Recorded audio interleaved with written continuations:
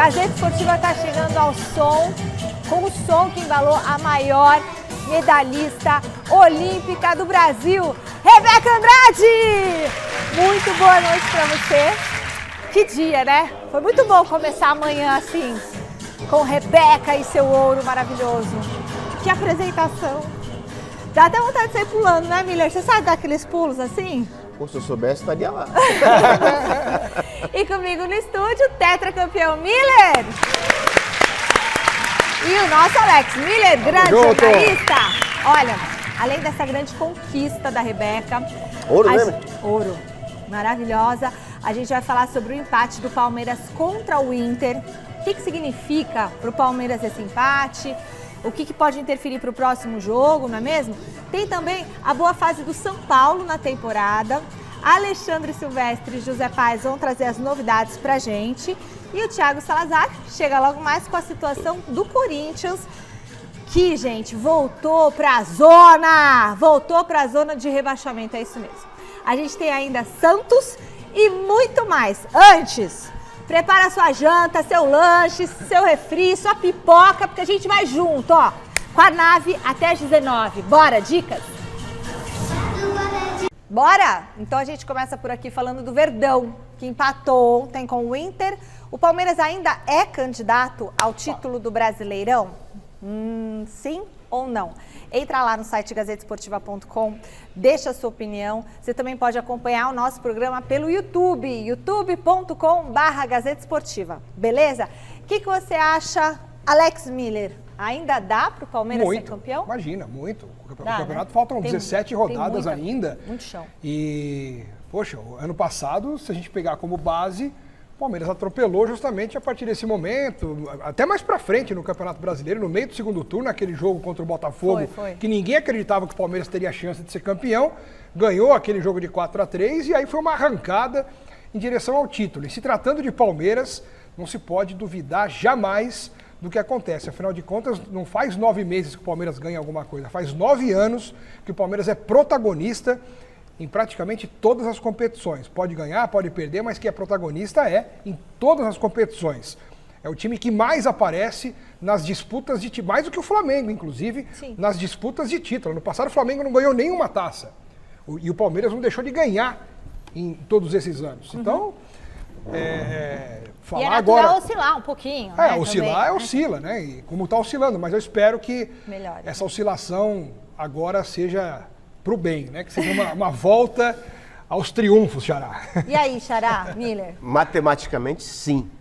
Futebolisticamente, hoje não. Até porque o Palmeiras tem 5 jogos que o seu desempenho está muito abaixo da sua capacidade. Claro que com 17 rodadas, o Palmeiras, claro que por conta da sua capacidade, dá para, né, sobrepujar esse momento ruim, né? O Palmeiras não está jogando bem já há muito tempo assim, de 5 jogos para cá, mas tem, lógico, muito time, muita qualidade para poder voltar a ser protagonista num campeonato tão difícil, tão disputado, em que o Botafogo esse ano, para mim, vai incomodar o Flamengo. Pois é. Bom, e o Palmeiras? Opa! Esse precisa ganhar também. Arrancou um empate fora de casa, hein? Mas ainda não conseguiu quebrar aquela sequência sem vitórias. Então, bora conferir como que foi. Internacional e Palmeiras se enfrentaram no estádio Beira-Rio pela 21ª rodada do Brasileirão.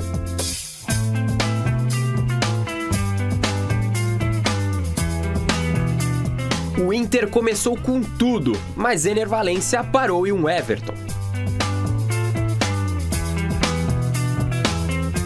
Novamente, Ener Valencia ficou no quase. A muralha do Palmeiras travou o equatoriano.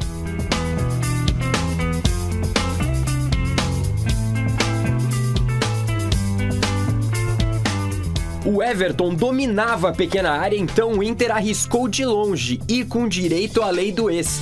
Bruno Henrique disparou um tiro. Golaço do ex-volante do Palmeiras, 1-0 Inter.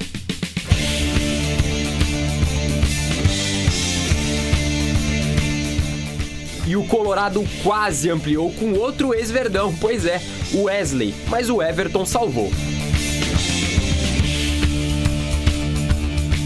Na segunda etapa, o Palmeiras quase empatou com uma dose de sorte, na bola rebatida em Rafael Veiga. O Verdão tentou ressuscitar na partida por meio de Lázaro, que ficou no quase.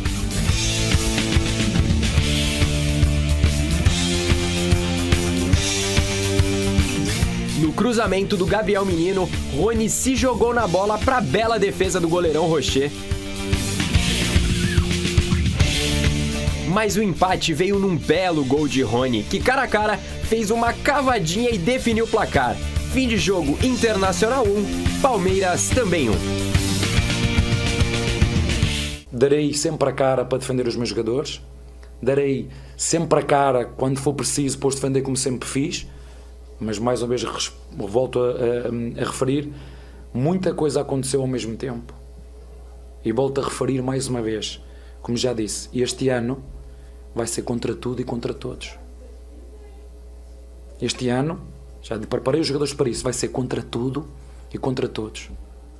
Todos e contra ninguém, né? Tem até uma música. Tudo bem, Abel, que seja contra o Flamengo então agora, vai. Então que vocês superem o Flamengo, deixa a imprensa de lado, deixa a torcida de lado. Eu também não, é desnecessário. E, sabe, não tem... por enquanto está sendo contra o próprio Palmeiras, Pois é. porque o Palmeiras tem que se superar, não é isso, Alex? Eu Tem que acho. dar uma virada de chave aí. Tem que dar, são 4 jogos sem vitória, pelo menos o comportamento do time ontem melhorou em relação aos jogos anteriores em que o Palmeiras perdeu. É o que eu sempre falo aqui, a gente sabe que não dá para ganhar todas, isso é óbvio, mas o problema é como você perde. Você perder de forma acovardada, sem dar um chute no gol, sem tentar as jogadas, aí é inadmissível. Por isso que a torcida do Palmeiras ficou brava. Aqueles que analisam um pouquinho com o cérebro, não só com o coração. Quem vê o jogo, quem analisa um pouquinho, vê que o Palmeiras estava jogando como se fosse um time de Série D.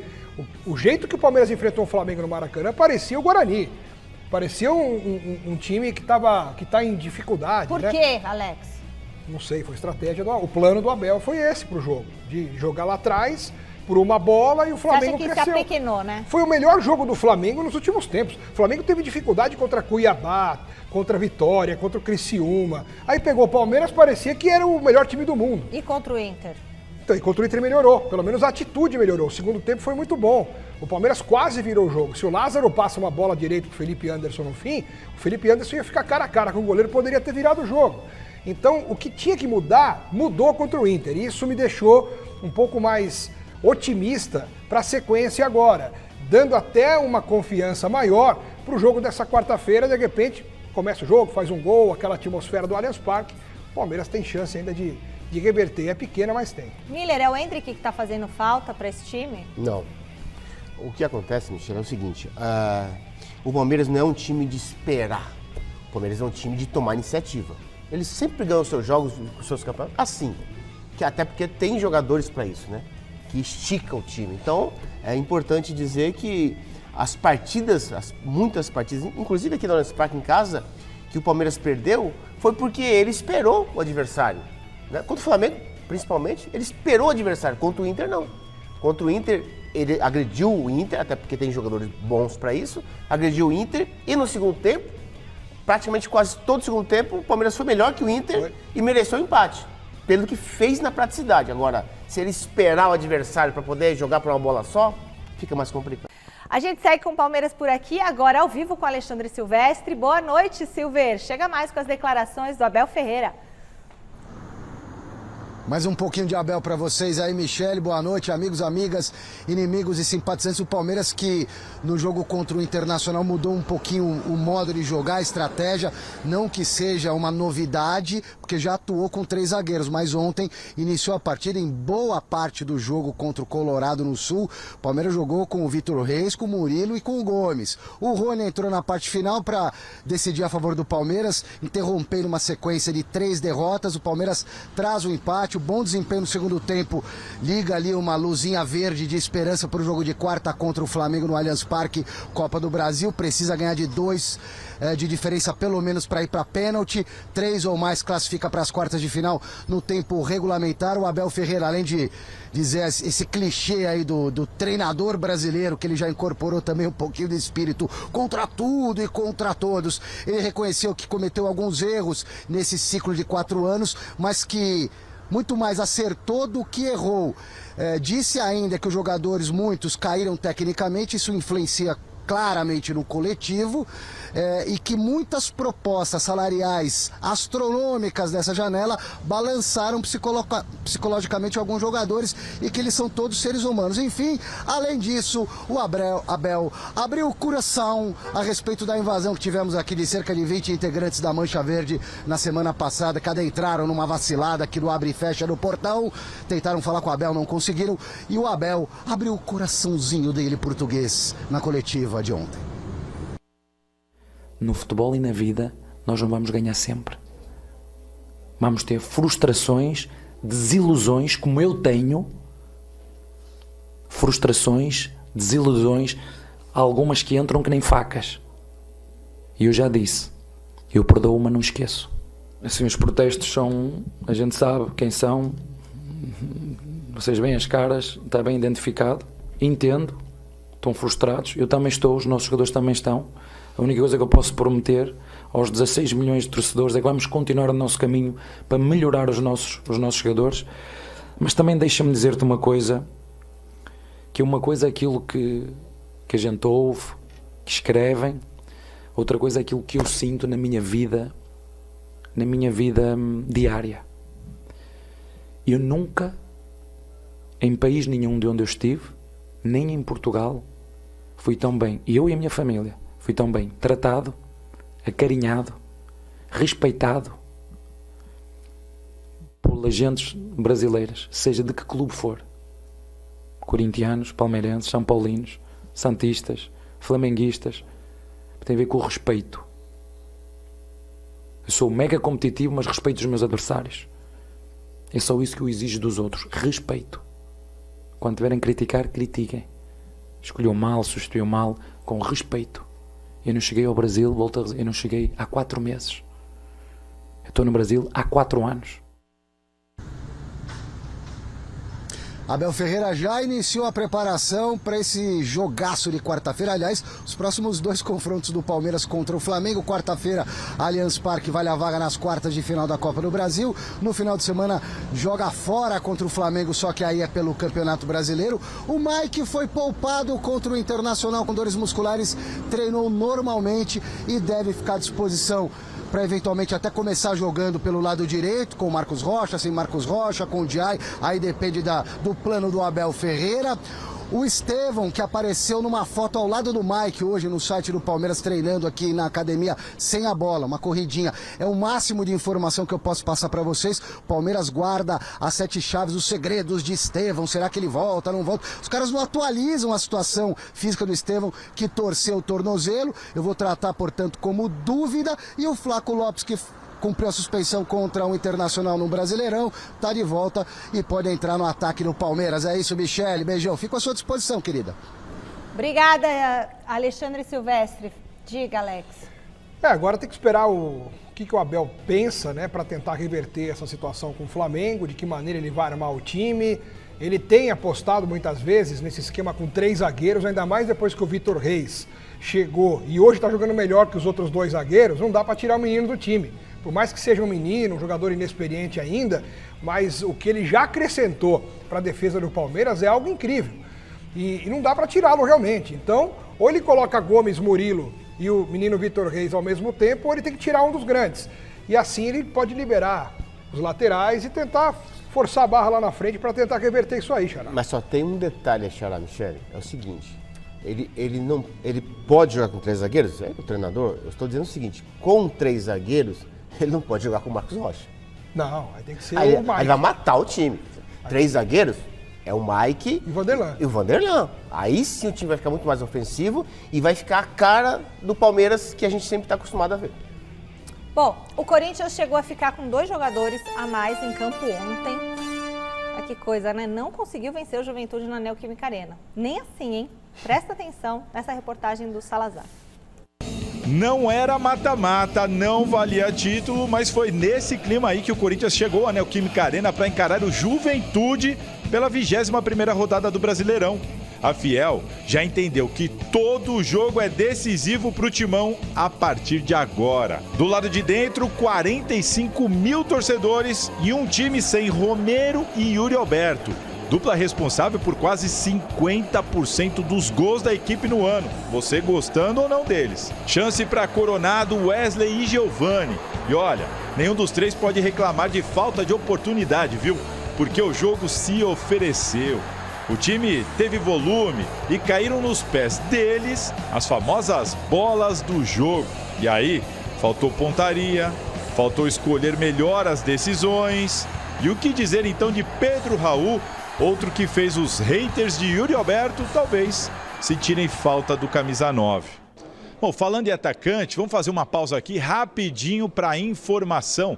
O Corinthians se acertou com o New York City e vai contratar o Thales Magno, atacante de 22 anos, ex-Vasco da Gama. O Thales vem para o Corinthians por empréstimo de 1 ano, com uma opção de compra ali estipulada em cerca de 85 milhões de reais. É isso mesmo. O Corinthians, depois desse empréstimo de 1 ano, vai poder exercer essa opção de compra ou até ser obrigado a comprar o Thales Magno se ele atingir algumas metas que ainda são misteriosas. Mas tá aí, reforço para o ataque do Timão praticamente certo, só esperando o anúncio. Agora, vamos voltar para a história do nosso jogo aqui? Bom, o drama corintiano nesse domingo teve roteiro de crueldade para Fiel. Quem é que imaginava um gol do Juventude logo aos 3 minutos? Um gol, aliás, que gerou uma paralisação de 6 minutos. O VAR deu posição legal de Alan Ruschel, mas o telão anunciou a anulação do gol. Uma falsa esperança para o Timão, porque de fato o gol foi confirmado. Também teve confusão nos acréscimos do primeiro tempo. Gabriel vacilou na frente de Giovani e foi expulso. Mas olha, para ele sair do jogo foi difícil, viu? Pensando em mudança, Ramon Dias mandou Breno Bidon se preparar para entrar no segundo tempo, mas escolheu Pedro Henrique e a estrela do técnico brilhou. No primeiro lance de PH, o Corinthians empatou o jogo. E 10 minutos depois, Alan Ruschel também foi expulso e o Juventude ficou com 9 jogadores. Conclusão, o Corinthians teve 40 minutos para conseguir um golzinho e não conseguiu. Teve pedido de pênalti, ignorado pelo VAR e que o juiz nem foi para o monitor. Teve bola na trave também e teve protesto no final.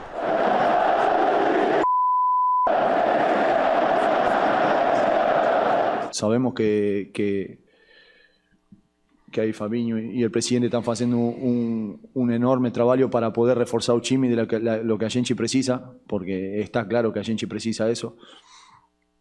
Y bueno, y ahora esperar y seguir trabajando con lo que a gente tiene. Sabemos la dificultad que tenemos porque acá todo el mundo lo sabe. Pero yo acredito más que nunca. No, vuelvo a repetir, a gente no está contento porque con 9 teníamos que marcar la diferencia. El penalti hubiese sido otra historia, hubiésemos tenido otra tranquilidad, pero un error táctico nos condenó en el principio del partido y nada, hoy no tengo excusa. Acá a gente nunca nos van a escuchar a nós poner excusas de nada. Acá lo único que te puede tirar de esta situación es el trabalho.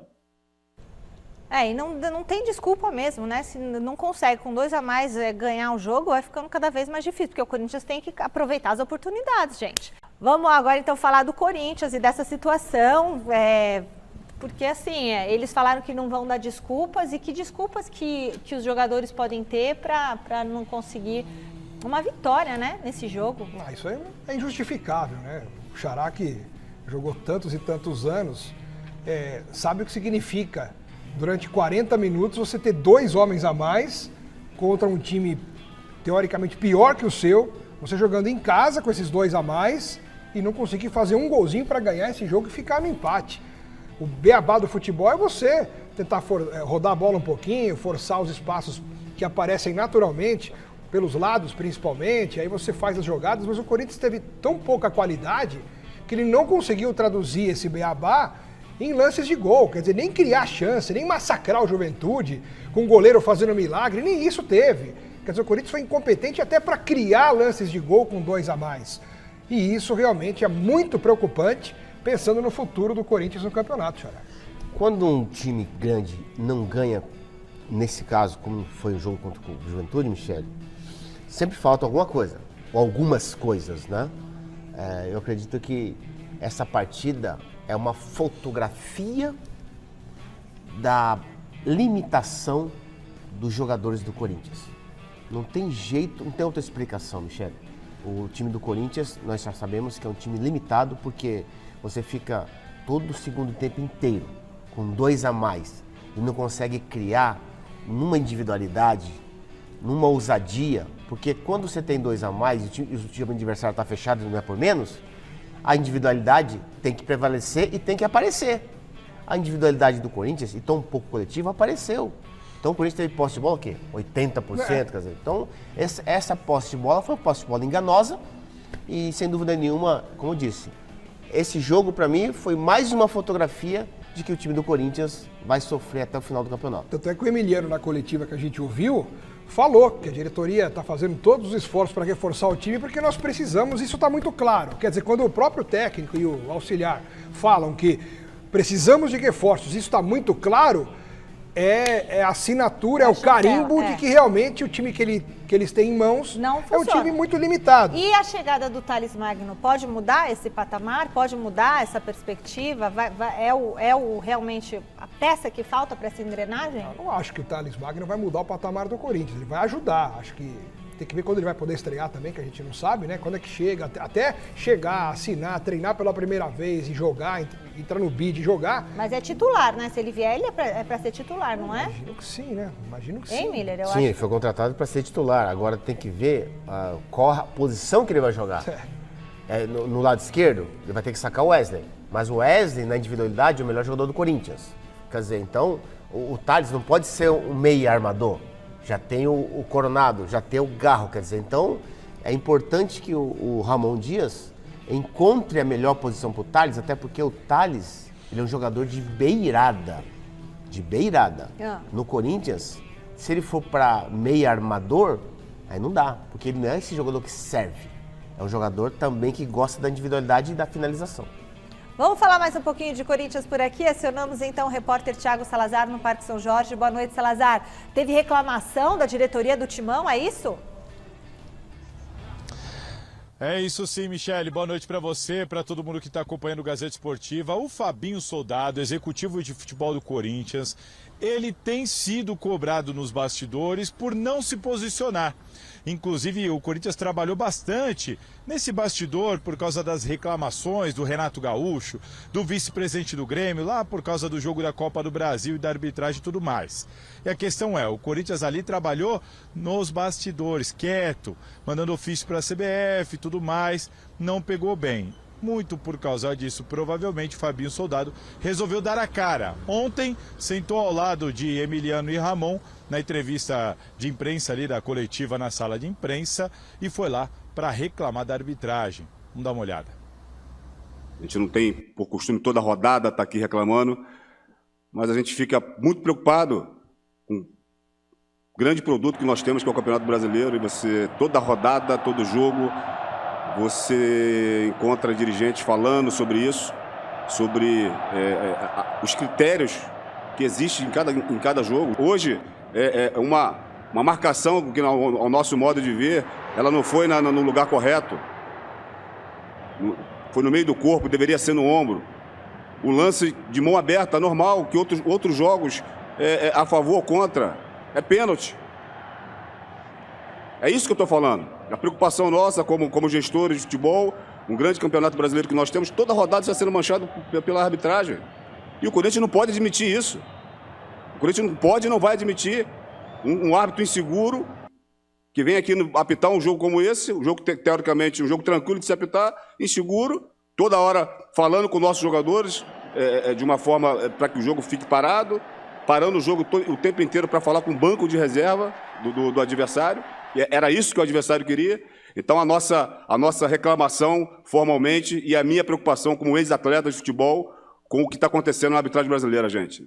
Eu não gostaria que fosse apenas mais uma reclamação de mais um dirigente, mas que a gente realmente pensasse, aí a CBF, né, que é responsável pela nossa competição, que analisasse melhor isso, tá certo? Mas o Corinthians hoje, a gente não aceita a forma que foi conduzida essa partida. Bom, tá aí, Fabinho Soldado, que desta vez recebeu inclusive algumas críticas, né? Alguns corintianos entendem que dentro de casa, com 2 jogadores a mais, o Corinthians não tinha que estar reclamando da arbitragem.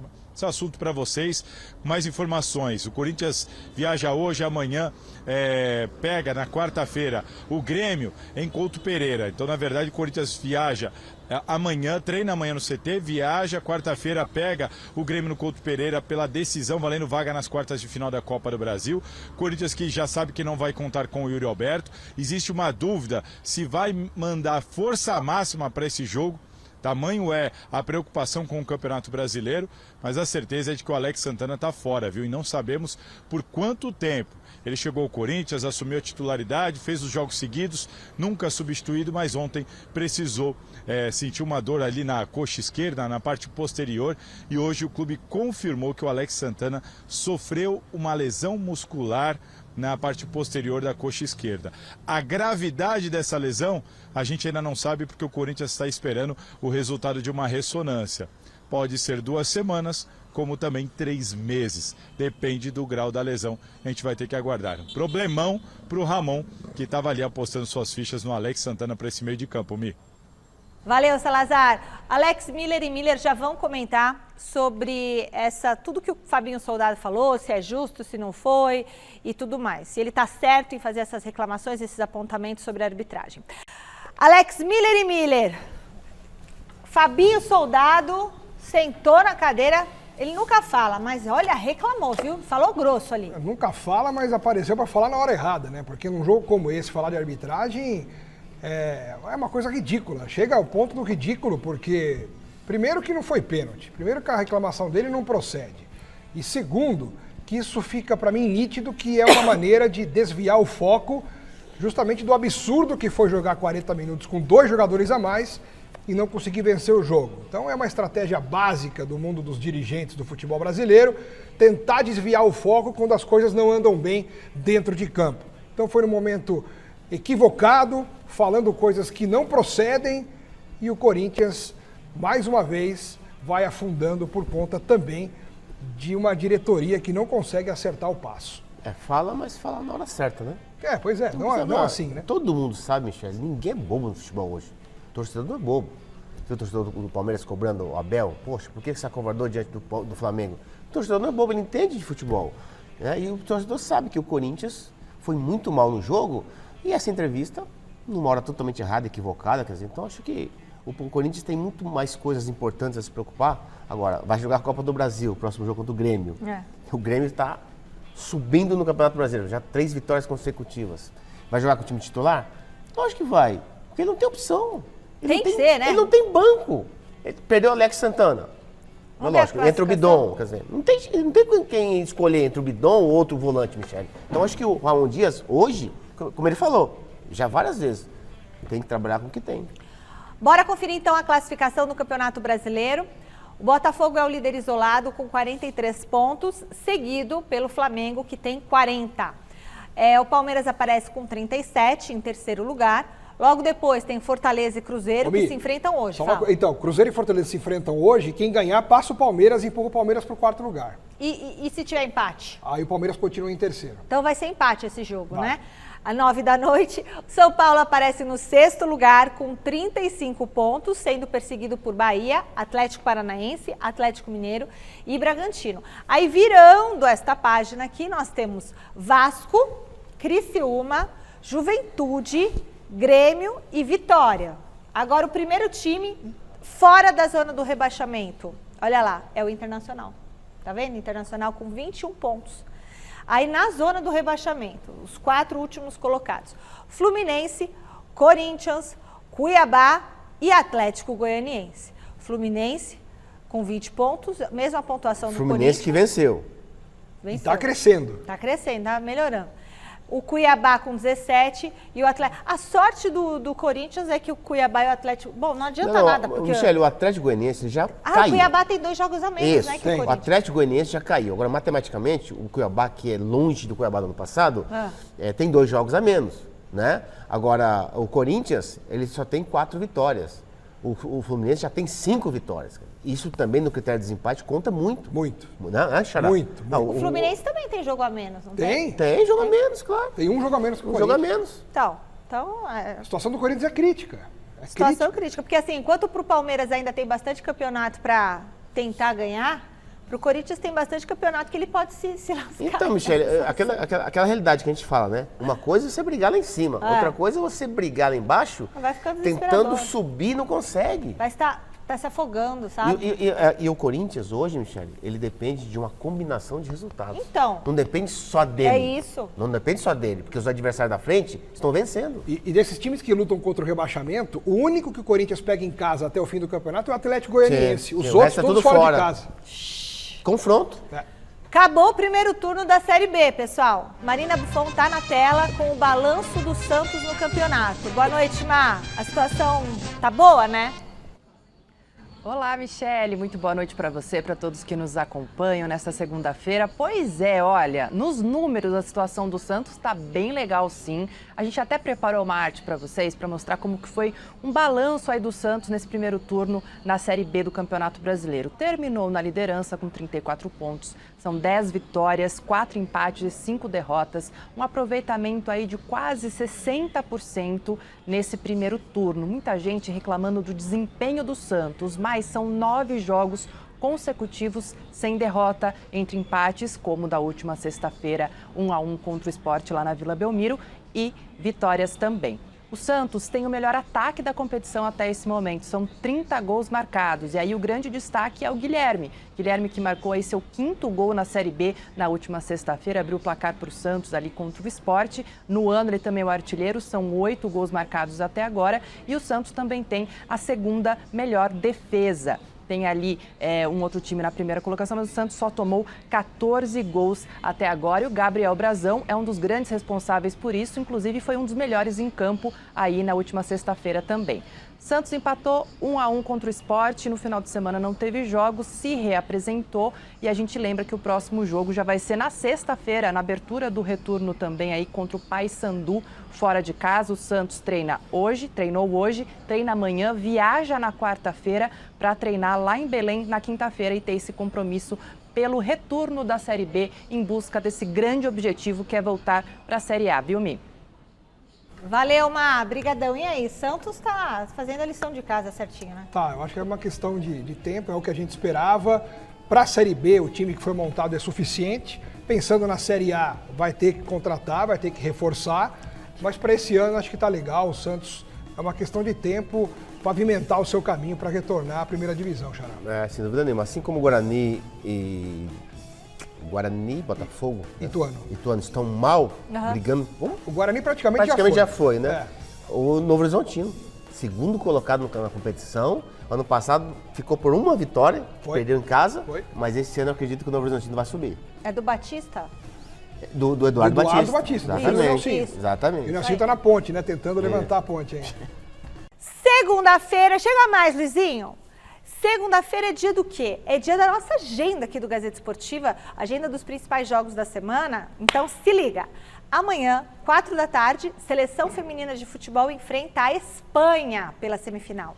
Aí na quarta, tem Palmeiras e Flamengo, duelaço pela Copa do Brasil, 8 da noite. Onde que passa esse jogo? No Prime, né? Premier, né? Não, Prime, é Prime. Só Prime, exclusivo da Prime às 8 horas, com o Daronco apitando. Um pouquinho mais. Isso é bom ou ruim pro Palmeiras, hein? Já a gente fala. Um pouquinho mais tarde, 9h30, o Corinthians visita o Grêmio. Curitiba. Em Curitiba. Em Curitiba? É. Ok. E passa onde na TV? Acho que esse é... Esse é na Globo, né? Na Globo. Com Bruno Arleu, carioca. Na quinta, é a vez do São Paulo encarar o Goiás pela Série B. Na sexta, o Santos enfrenta o Paysandu, às 8 da noite. E no sábado, às 9h30, o Timão recebe o Bragantino. Domingo, tem São Paulo e Atlético Goianiense, às 4 da tarde. E também tem Flamengo e Palmeiras Maracanã, de novo. Campeonato Brasileiro. Pelo Brasileirão. Ai, meu E quem, Deus. quem será que é o árbitro aí, hein? Não, ainda não saiu. Ainda não saiu? Para a rodada do fim de semana, sai lá para quinta-feira. E o Daronco para esse jogo, o que é esse primeiro tem jogo? sido escalado para esses jogos assim maiores, né? Do tamanho dele, né? Ele é muito severo com o Palmeiras? Não, assim, ele é um árbitro que às vezes oscila, sabe? Tem jogos que ele vai muito bem, tem jogos que ele fica titubeando, acaba se enrolando. Mas ele é bravo, né? Não é bravo. Ele é meio bravo. Ele tem um respeito dos jogadores. Os jogadores respeitam. Por isso que a CBF costuma Colocá-lo. escalá-lo para esses jogos, assim, para jogos grandes, né? Ele, o Braulio, são árbitros que a CBF usa mais para esse tipo de jogo. Mas eu acho que, os erros do Daronco são mínimos. Acho que ele tem 99% Você de gosta acerto. dele Eu gosto. como Eu acho árbitro? que o árbitro, além de ter uma autoridade dentro de campo, ele não perde a mão jamais, ele apita bem. Gente, numa mesma semana, 2 Palmeiras e Flamengo, hein? Haja coração, tio. Ai, senhor. Olha, o José Paz está chamando direto do CCT da Barra Funda. Boa noite, Zé. Tá na hora de virar a chave no tricolor, né? É isso, Mi. Boa noite pra você, boa noite pra todo mundo aí que tá acompanhando mais uma edição do glorioso Gazeta Esportiva. A hora de virar a chavinha, sim, porque na quinta-feira agora, como você disse aí, como você passou na nossa agenda do Gazeta Esportiva, tem Goiás e São Paulo, jogo 2 das oitavas de final da Copa do Brasil. Lembrando que o São Paulo venceu a primeira partida aqui no Morumbis pelo placar de 2-0, então vai com uma baita vantagem para esse jogo 2. Enfim, vamos ver como que vai se desenrolar essa partida que acontece lá na Serrinha. Hoje o tricolor iniciou aqui a preparação justamente para essa partida, porque no domingo, depois de vencer no sábado o time do Flamengo pelo Campeonato Brasileiro no Morumbis 1-0, no domingo o São Paulo folgou. Aí o time voltou a trabalhar hoje aqui, trabalha amanhã, trabalha na quarta-feira à tarde, viaja lá para Goiás para esse jogo importante aí da Copa do Brasil, repito, jogo 2 das oitavas de final da Copa do Brasil. E aí deve ter o retorno do Luciano nesse jogo, né? O Luciano que estava suspenso contra o Flamengo, não foi a campo, ele estava suspenso depois de tomar um terceiro cartão amarelo lá contra o Fortaleza na penúltima rodada do Campeonato Brasileiro. E aí tem algumas dúvidas ali o professor Luiz Ubeldia para escalar esse time do São Paulo. O Igor Vinícius, por exemplo, que foi poupado nesse jogo contra o Flamengo, né? Enfim, um risco de lesão. Pode ser que ele apareça no banco de reservas ou até mesmo no time titular na vaga do capitão Rafinha. E fica a expectativa também em relação ao Juliano Galopo, né? Jogador que não vem sendo relacionado aí nos últimos jogos por causa de dores no pé direito. A expectativa é que, se ele for relacionado, ele então comece essa partida diante do Goiás no banco de reservas. Vamos conferir o que disse o Luiz Ubeldia depois dessa vitória super importante do São Paulo para cima do Flamengo, 1-0 no Morumbis, jogo do Campeonato Brasileiro, porque o Zubeldia, treinador argentino, segundo ele, está desfrutando do time nas últimas partidas. Diga aí, Zubeldia. A esta altura de mi carrera, este es un lindo regalo que me hicieron los jugadores. ¿Por qué? A mí y a todo el staff, porque llega un punto donde disfrutar un partido no es sencillo y sostenerlo gran parte del juego tampoco, sobre todo por el equipo que enfrentábamos, que es un muy buen equipo. Solo con ver los nombres te das cuenta que es un buen equipo, y porque está arriba en la tabla de posiciones. Pero hicimos un fútbol que a mí en esta ocasión me permitió disfrutarlo. Tá aí então a palavra do Luiz Ubeldia aqui no Gazeta Esportiva, uma informação interessante para quem está acompanhando o nosso programa, porque o São Paulo venceu o Flamengo aí no último final de semana com o gol do Caleri, né, de cabeça, uma cabeçada no ângulo inclusive. O Caleri tem 12 gols nessa temporada de 2024 e toda vez que ele marcou pelo São Paulo, o São Paulo não perdeu. Foram 10 vitórias, 2 empates, um aproveitamento aí de quase 89% do São Paulo quando o Caleri marca gols. Então é claro que agora a torcida do São Paulo quer que ele marque muitos gols ao longo da temporada, especialmente na próxima partida contra o Goiás, jogo 2 das oitavas de final da Copa do Brasil. Devolvo para você aí, Michele. Beijo grande para todo mundo. Até amanhã. Estarei aqui no CCT numa entrevista exclusiva com um cara importante do São Paulo.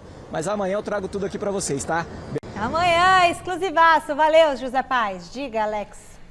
Olha, o São Paulo conseguiu aproveitar talvez uma falta de foco do Flamengo para esse jogo. Entrou com um time misto. Aí o Tite percebeu que não estava dando, tentou colocar alguns jogadores no segundo tempo, Gerson, Arrascaeta. Mas o São Paulo estava tão focado para ganhar esse jogo que acabou merecidamente ganhando e embolando a parte de cima da tabela. Acho que o São Paulo está indo bem, está nessa toada aí de buscar uma vaga para a Libertadores pelo Campeonato Brasileiro e tentar também buscar, quem sabe, um título por uma das Copas, né? Sobretudo a Copa do Brasil. Vamos ver. Na Copa do Brasil já está a classificação encaminhada contra o Goiás, é só fazer o beabá e seguir adiante, Xará. Ah, com certeza. Falou tudo, Xará. Michele, eu só queria fazer uma homenagem ao grande gênio Adílio, que faleceu hoje, né? Câncer no pâncreas. Falei com a Tirso agora há pouco e ele disse que realmente está todo mundo comovido porque o Adílio, além de gênio, ele era uma pessoa muito gente boa.